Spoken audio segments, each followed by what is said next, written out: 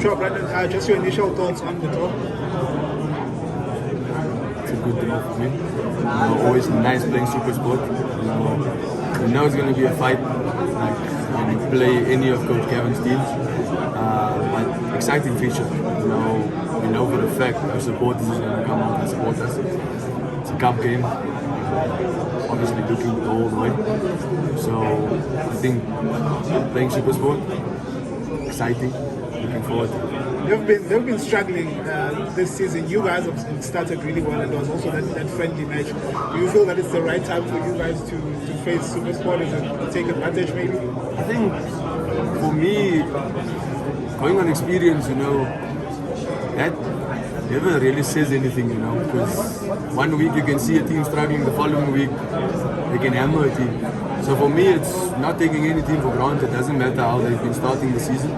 Obviously, we've started well, and obviously hoping to continue on that path, obviously getting better, obviously with the new coaches in, trying to apply everything we've learned step by step. So for me, it's not taking super sports for granted and knowing that we're going to come up. It's going to be a dogfight. I just wonder, for instance, your great rivals Orlando Pirates, their fans are celebrating a trophy at the weekend.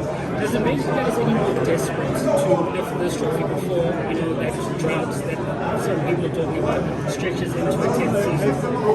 I think for me, it's never good to be desperate. Because when you are desperate, you never really get what you want. I think it's obviously looking to see what we can do in order to end that trophy drought. And I mean, what better way to start than with the Black Level Cup? It's the first trophy up for grabs last season. So for me, it's going out in every game, as a final. Wanting to go all the way and wanting to win it. And I think this is a good start for us. And hopefully this can set the tone for the rest of the season.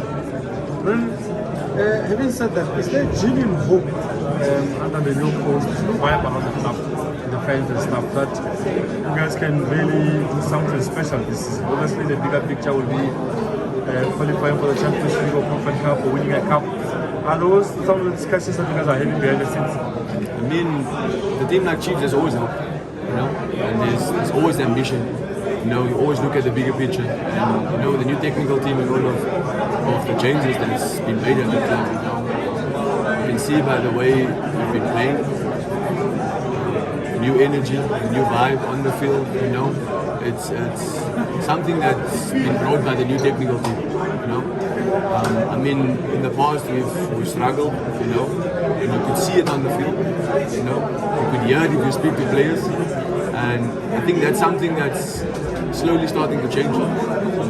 Even though they've only been there for a short time, I mean, it's starting to rub off, and I mean, you can see by the first 3 games we've played, it's like a different team, and like I said, for me, it's slowly getting there, and hopefully we can just keep improving game by game, week by week.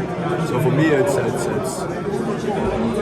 good thing, and it's never too soon to start expecting trophies from a team like Chiefs, because we should be winning trophies, season in, season out. Yes, we've been on the drought for long. I think for us it's time to change it and not just say it, but do it. So I think the energy that's there now, there's really hope, and we're very excited as players and as management, as a club, as Kaizer Chiefs, to be starting with the Golden Black Level Cup, and hopefully using this as a stepping stone, the rest of the season and the cup to come. How is Nabi? It looks like a bit of a maverick in a good way, like a bit of temper. Does he push you guys? Is he a no nonsense kind of guy? I think he's a coach with principles. He's a coach that wants you to do what he expects you to do, and he won't expect you to do something that you can't do. Understand? He knows the quality we have, and he knows each and every. When he came to Chiefs, he knew each and every player and what he's capable of giving. So for me, it's the factor of trying to bring that out of a player. And I mean, when it's time to work, it's time to work. They'll be shouting, they'll be grinding us, but as you can see, it's paying dividends on the field. So for me, there's time to joke, there's time to have a good time, but when it's work, we work. You know, and I think the switch up we made, you know, as players, you know, it's a fine line between, you know, going out and having fun when it's time to work.